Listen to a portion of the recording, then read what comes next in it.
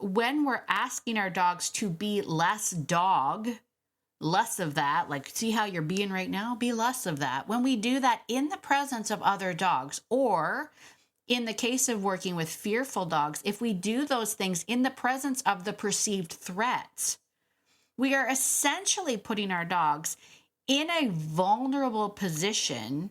And if we don't acknowledge that we see the threat, now we're breaking trust. We're making them vulnerable and we're not paying attention to the threats. Asking a dog to down in the presence of other dogs. Wow, that's a statement. It's a statement that we're saying to the other dogs. And if our dog is feeling insecure or unconfident in that moment, we've just made it so much worse. Today, we are diving into why obedience isn't always the answer and how sometimes the very thing you think is helping is actually making it worse. Let's get into it. Ready to have a calm and peaceful life with your dog without the stress of those fear-based behaviors? Hi, I'm Tracy, and I've been there, overwhelmed by all the conflicting dog training advice and unsure of what to do next. But now I help dog lovers like you simplify your life with your dog by building confidence naturally, fostering trust, and addressing those fear-based challenges. So, if you're ready, stop chopping those chicken wieners and let's get to it. Hey there, my dog-loving friend. It's Tracy. Welcome back. Beyond Obedience, the podcast. Whew. I'm telling you, I'm excited about this topic. This is something that has always been on my heart to say, because as someone whose company is called Beyond Obedience, I get some pushback sometimes. I get some pushback about, that I'm saying that people shouldn't do obedience. Should they do obedience? Like all of this stuff. And I'm always defending it going, I'm not saying that. That's not what I'm saying. I'm not saying, what I'm saying is that you can go beyond obedience. You can take it one step further. You can go deeper. You can build something that your relationship with your dog, like obedience is just a fraction of your relationship with your dog, all of that stuff. But today I'm actually going to take a step on the other side. I'm going to defend myself a little bit more and talk about the downfalls of obedience, the times in our lives where the very thing that we think is supposed to help our dogs, the thing that we think is going to be the answer to solve all of our problems, is actually contributing to those problems. In essence, hindering our relationship and maybe creating an even further gap in our trust bond, in our relevance, all of that good stuff. And so I'm kind of excited to get into it because I'm actually going to be like, beyond obedience is better than obedience. Oh, what? There, I said it. I said it. In this episode, I'm saying it. I'm saying it. So I've always wanted to sort of do this episode, and I originally entitled it Why Sit, right? The question of why sit. Now, if you haven't heard this story, stop me if you've heard it. Of course, you can't stop me because you're not here right now. So if you've heard it, you're going to hear it again.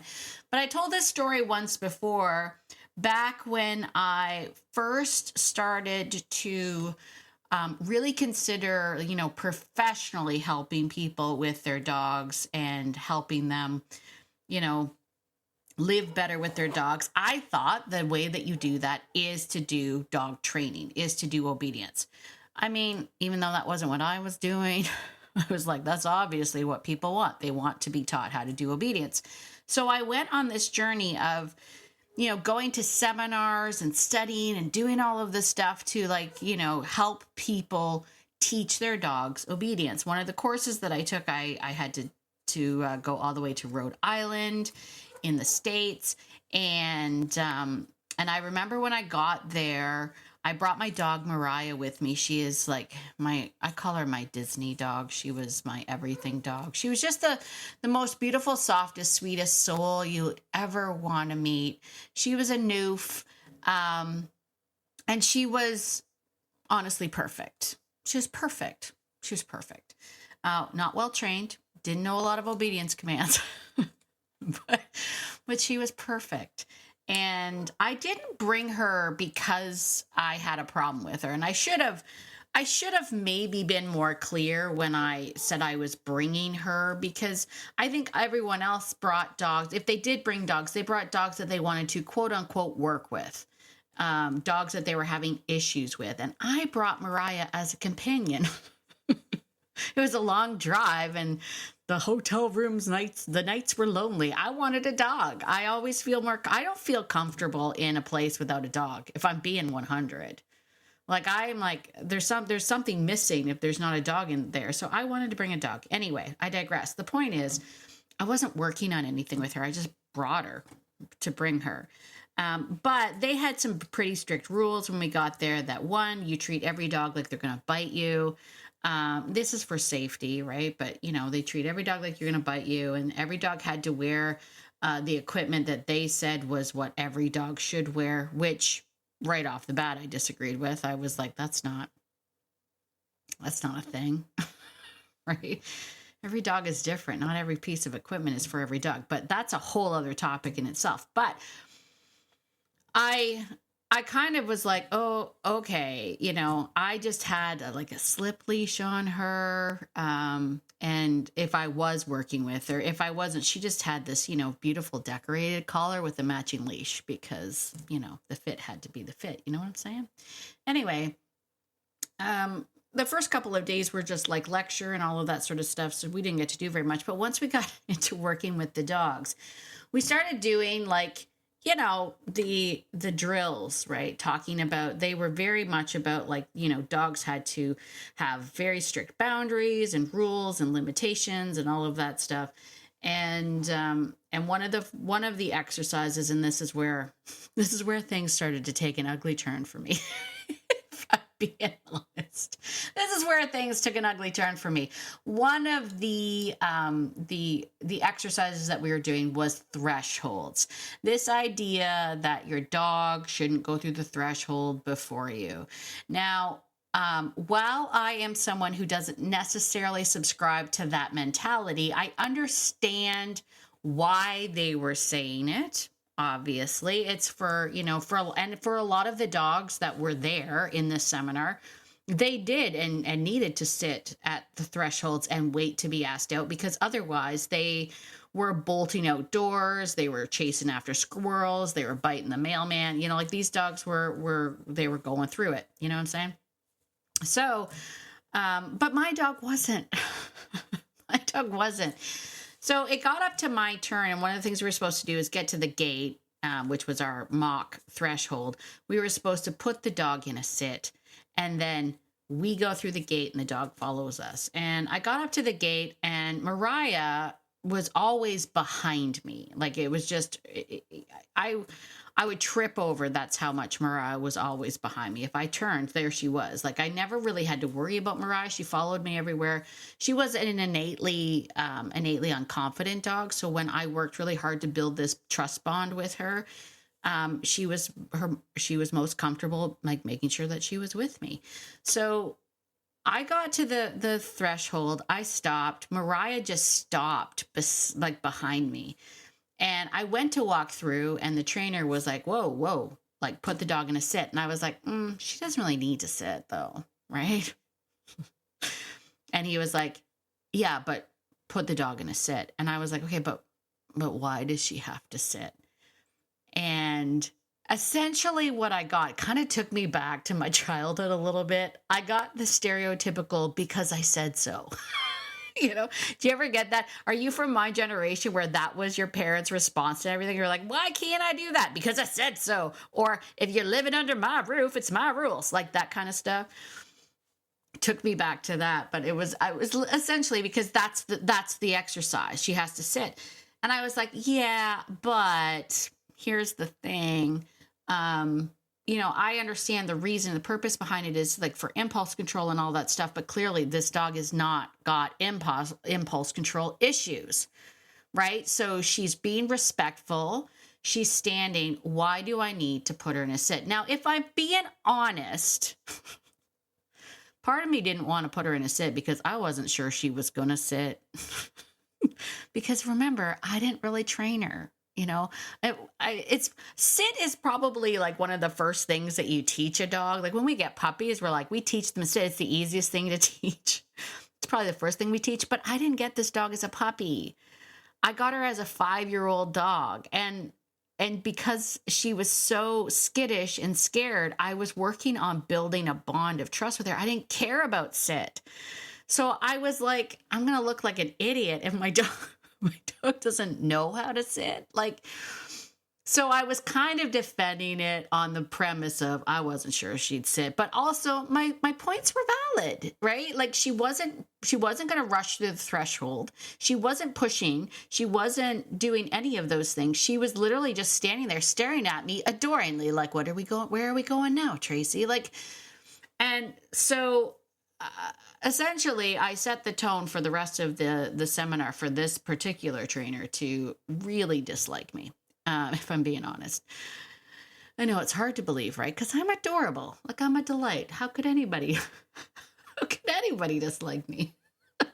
But anyway, he basically gave up. He was like, fine, just go through. And then honestly, everything after that, he just was like, well, I suppose you're just going to do what you want kind of a thing. And I was like, no, I'm not going to do what I want, but also, yeah. Also, yeah. And I said to him, I'm like, I'm not trying to be disrespectful. It's just, I didn't bring this dog here for any reason. Like she's not, she gives me no trouble whatsoever. I just brought her for companionship. And he was like, well, then you should have left her home. Like, why waste the time? Then you should have brought a client dog. You should have brought another dog. And I was like, honestly, I was going through at the time, like how many dogs, I think back then I had 12 dogs. I'm like, I don't think any of my dogs would have given me a hard time. And I don't say that to brag. I was just like, I don't have anybody that would have given me a hard time. And anyway, it started a whole thing. They weren't very happy with me. Him in particular.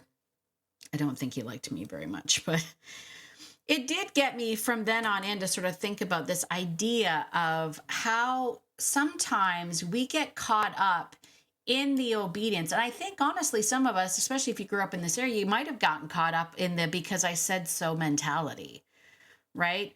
And I wanted to talk a little bit today about the problem with obedience, the problem when we don't actually consider what it is that we're asking our dogs to do, the why behind why we're asking them to do it. And in a lot of cases, I'm not saying don't put your dog in a sit. I'm going to talk about the ideas of if you are going to use obedience, understand what it means.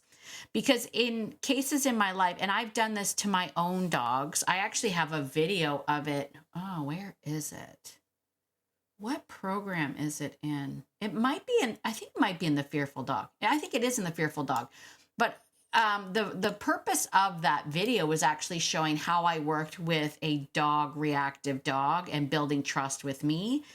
And I was using my dogs inside it to train that.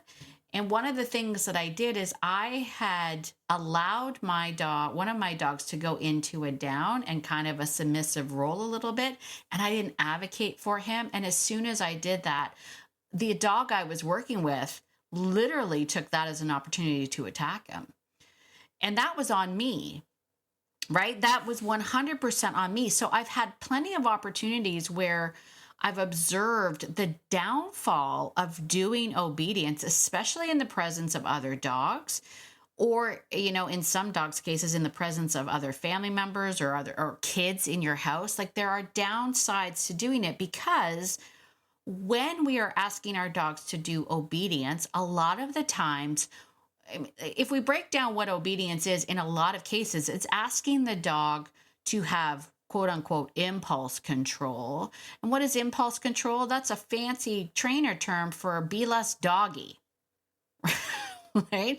It's in those moments where we want them to be less doggy. You're not allowed to chase that thing. I don't want you to run out the door and go hunting. I don't want you I want you to be less doggy.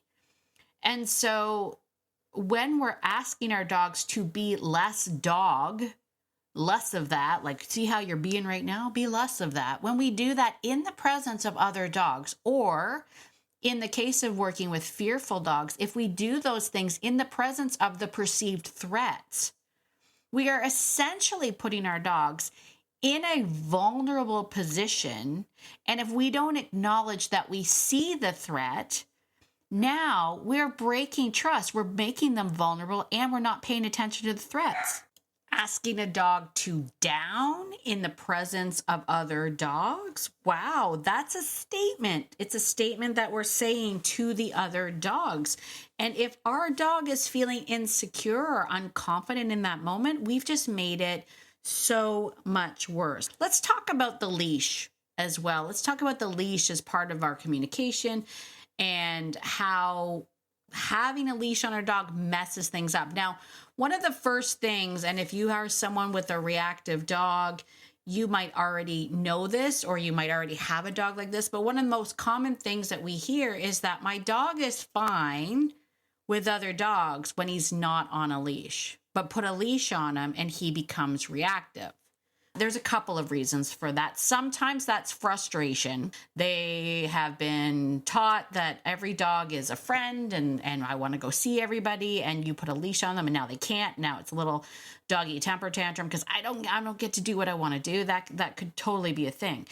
But in a lot of cases, the addition of the leash and strapping a human to the dog changes the dynamic. It changes how the dog is able to communicate. It automatically makes them feel more frustrated or vulnerable because we're changing the conversation. When we think about how dogs are masters of body language, right? They have this entire silent communication system based on their posture, their movement, and space, and how they meet. They curve their bodies. They avoid direct eye contact. They move at their own pace. They have choices. They can engage, disengage. They can create distance, right? When we add a leash, we remove their ability to communicate all of those things naturally.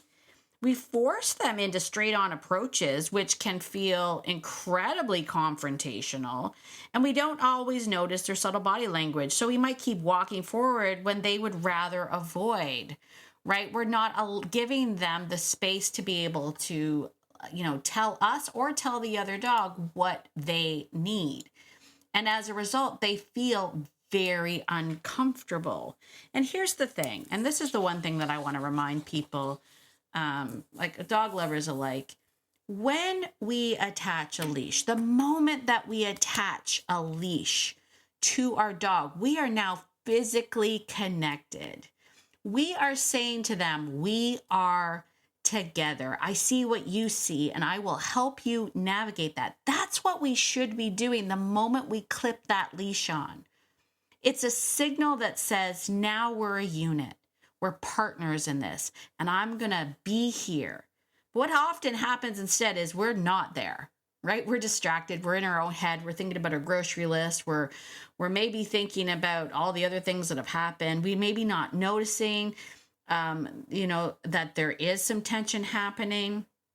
And the reality of it is that leash reactivity happens because we are limiting their ability to communicate naturally. And they don't feel like we are noticing the things that are potential threats to them. And if that happens often enough, that anxiety about being clipped to a human that just doesn't get it gets worse and worse and worse.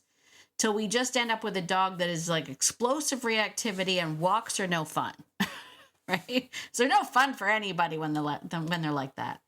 So what do we do instead? Like, what do we do about it? Well, first and foremost, start thinking about, why are we asking of what we're asking our dogs to do? What is the purpose behind it? Now, listen, if you're someone who likes obedience and your dog likes to learn tricks and do all those things, then yeah, if you're both enjoying it, then that's why you're doing it. But I'm talking about, like, I don't know if anyone else still does this. And it does have a purpose. I don't know if I would see it necessarily if the human wasn't attached. But I know, like, back in the day when I was going to obedience all the time, they had recommended that you get your dog to stop and sit at every, like, corner. Like if you're walking in town, right? Stop and sit. Every time you stop, the dog sits. And, there could be purposes for that. You want the dog to stop and check in. Obviously, in the city, you don't want them to just blindly walk off a curb in front of a car. Like, there's purposes for it for sure. But in other cases, why are you asking them to sit? Is sit important? Does body position really matter inside this conversation? Like if you stop and talk to someone else who also has a dog, I'm not asking my dog necessarily to sit. I'm asking my dog to get behind me because what I'm saying to the dog is this isn't about you and you're not going to go meet that other dog, right? But I don't necessarily ask my dog to sit because maybe sitting in the presence of that dog isn't the signal I want to send. And I might not know, but I'm going to leave it up to my dog. They're the masters of canine communication. I don't know. Why am I getting involved? Like, why am I getting involved telling them how you should feel around that dog? If you feel like you need to stand, if you're feeling uncomfortable that maybe this dog is a potential threat and you might want to bolt or move back a little bit further or whatever, I'm going to let you do whatever you want. Right? Being aware that sit means something to other dogs. If there's other dogs present, if there's kids present, if there's other people present, if there's people that make them uncomfortable, sit might make them more uncomfortable. Right? Give them options. Let them stand. Let them turn away. Let them move to at a comfortable place. Position yourself as a buffer between the thing that they're unsure about. Right? We want to also make sure that we're not tightening up and we're not getting anxious because we know that energy flows down the leash. Right? Energy just flowing down there. So if you're getting uncomfortable, make sure that you're really light and loose. I always like to say that the hand on the leash that's closest to the dog, that's kind of my open hand. It's my light hand, right? If I feel the need to clench because I think my dog's going to pull, I will tighten the hand that's furthest away from the dog. But the one that's close to the dog, I like it to be open. It's my communication one. I can slide it down to be a little bit closer to the dog if need be to get their attention, all of that good stuff. But loosen up, right? And then, watch, see what your dog does. When given the choice, where do they want to be? Do they want to stand? Let them stand. There's other reasons for it too. Like there's even the thought of as dogs are getting older, like I have noofs and my noofs, like my female noofs are 12. Sitting might be hard. Sitting might be painful, so why sit? If you don't need to sit, why sit? And then here's the last thing, that I want to say about leashes. If your dog is on a leash, heed my words. Heed my words? Heed my warning? Hear my words? Whatever. Words. Don't let your dogs meet other dogs on leash. Just don't. Right? This is the one place where I say, not only are you going to mess it up, you are going to so grandly mess up the delicate communication that is required for dogs to meet.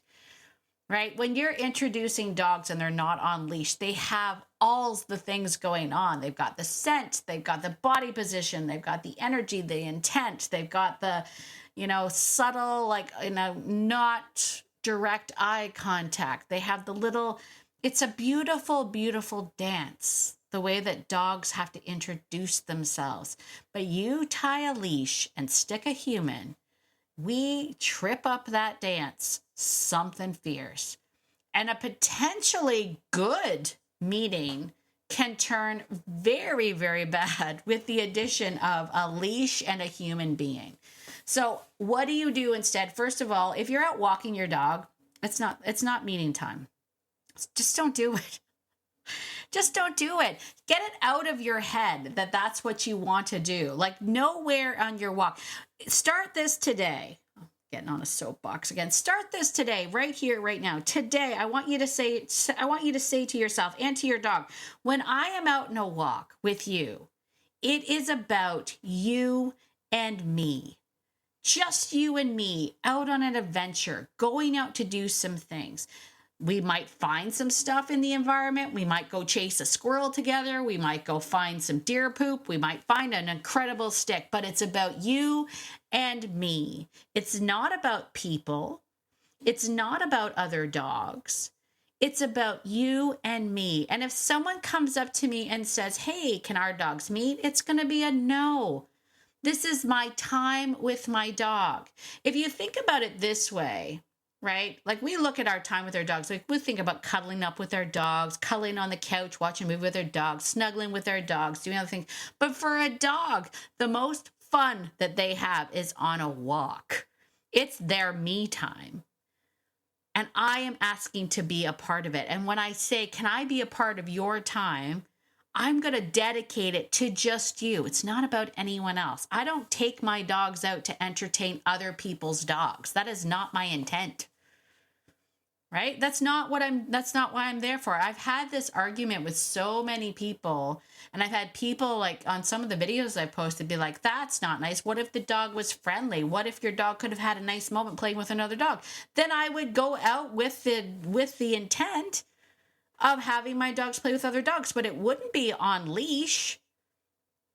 Right? There are times where I might meet some other dogs on a walk, or I've done it before where I've gone on pack walks where partway through the pack walk, we let our dogs off and then they have a little bit of dog time and we have a bit of human time and all of that sort of stuff. That's a thing that I used to do. Absolutely.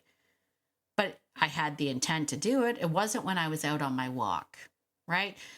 Tell your dog, I want you to grab your dog right now. Unless your dog doesn't like that, but look your dog in the face and just be like, just from now on in, it's going to be me and you. And I promise you, I'm not going to think about anything else.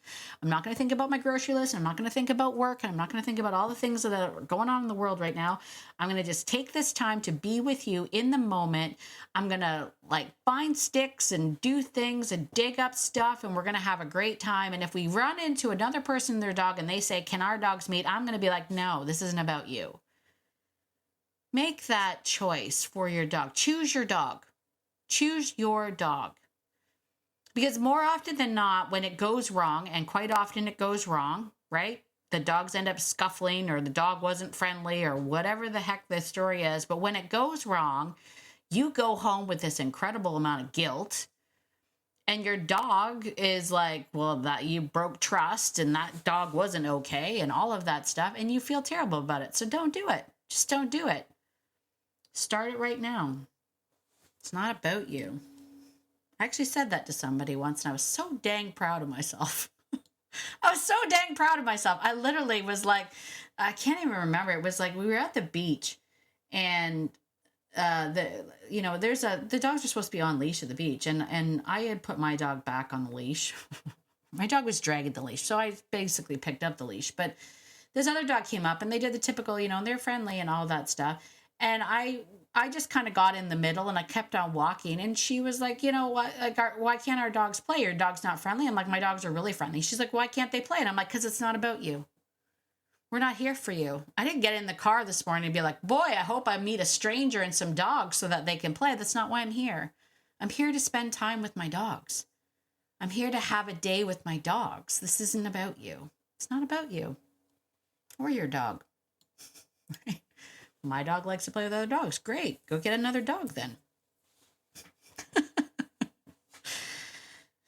right, getting off the soapbox now. What are we going to do about it? What are we gonna do about it? All right, so here's the thing. Next time you're doing obedience or whatnot, ask yourself why. Is there a purpose behind it? If there is a purpose, go ahead and do it. If there isn't, maybe start giving your dog some options. You don't have to sit, maybe just stand. Maybe do what you want. Do what you want. And just be aware. I just want, the whole purpose of this is just to be aware that our obedience commands puts dogs in physical positions that means something in body language, right? The other dog isn't going, that dog's in a down because their owner said down. Like, they're like, that dog's vulnerable. That dog's being submissive. That dog is whatever. It matters, right? It says more than what you think it does. So just be aware. Just be aware of that. All right, I think that's it for me. That's it for me today. What did you think of that? Let me know what you think. What are your thoughts on that? Why sit when obedience lets your dogs down? That's today's topic. Let me know what you think about that. Also, did you grow up in a because I told you so? Because I said so. Because I said so environment. That was my life growing up. You never asked your parents why you weren't allowed to do stuff. It was just because they said so. You live under my roof. It's because I said so. All right. If you enjoyed this episode, can you do me a favor and just take 5 seconds, give me a 5-star written review on Apple if you can. It really helps push the podcast out to more and more people.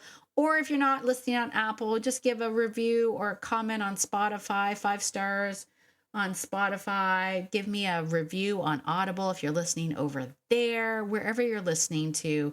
It really does help to, let others know that this is something worthwhile and something worth listening to. And if you are someone who wants a little bit more, needs a little bit more one-on-one, you have questions about your dog, you're not sure where to start, I'm telling you, a great thing to do would be to book a one-on-one calm, confident coaching call with me. It's at a great introductory price right now.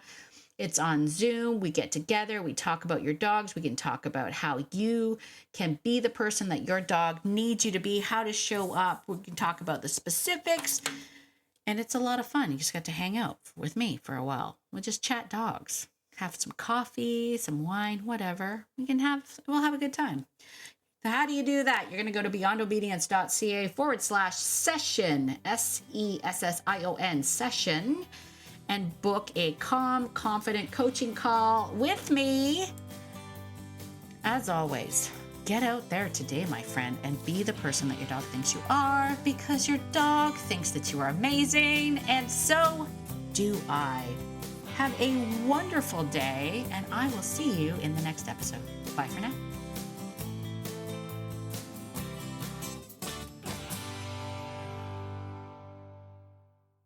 Oh, and one more thing. This podcast is meant for entertainment and education purposes only, and it's not meant to replace hands-on professional training. If you're really struggling with your dog, please reach out to a professional.